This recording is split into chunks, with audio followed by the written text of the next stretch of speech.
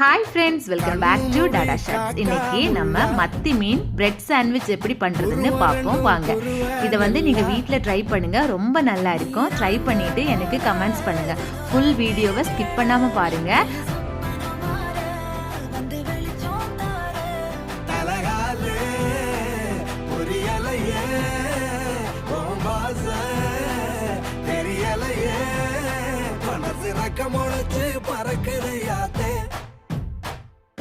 கண்ணு மொழி காக்கா முள்ளா உன் குருவ ரெண்டும் குருவ நெல்லா.